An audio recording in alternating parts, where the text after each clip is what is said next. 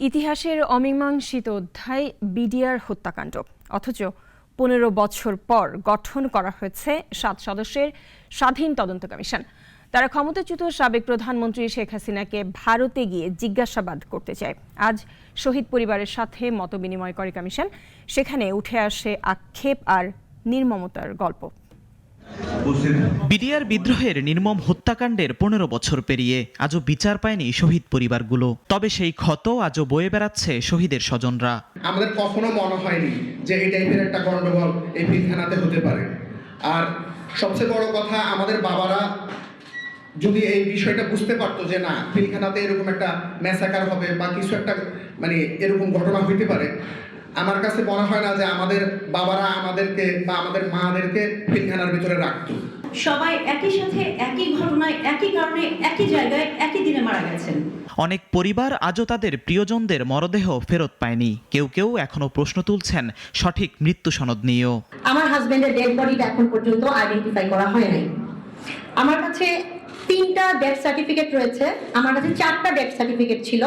একাধিকবার ডিএনএ করে যেগুলো দেওয়া হয়েছে তখন বলা হয়েছে আগেরগুলো পুড়িয়ে ফেলবেন, এটা বলেছিল ওয়েলফেয়ারের মেজর তারেক।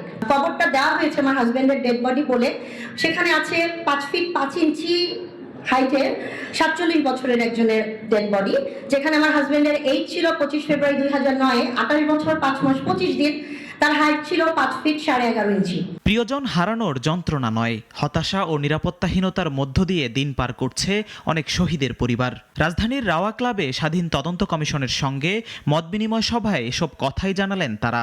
চরমভাবে নির্যাতিত করে রক্তাক্ত করলো এবং আমাকে গলা টিপে তারা হত্যা করছিল। সেই মৃত্যুর কাছ থেকে আমরা ফিরে এসেছি।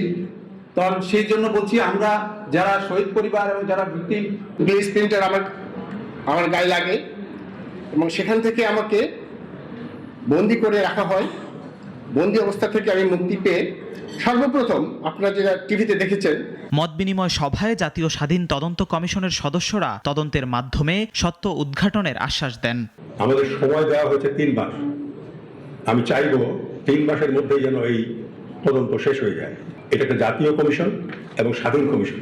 আমরা চাইব আপনারা ন্যায় বিচার পান এবং ন্যায় বিচার যেন নিশ্চিত হয়। বিচারের অপেক্ষায় থাকা এই পরিবারগুলো কি কখনো ন্যায় বিচার পাবে? এটি শুধু তাদের প্রশ্ন নয়, পুরো জাতির জন্য একটি অমীমাংসিত অধ্যায়। প্রধান ছিলেন জিহাদুল ইসলাম, নাগরিক, ঢাকা।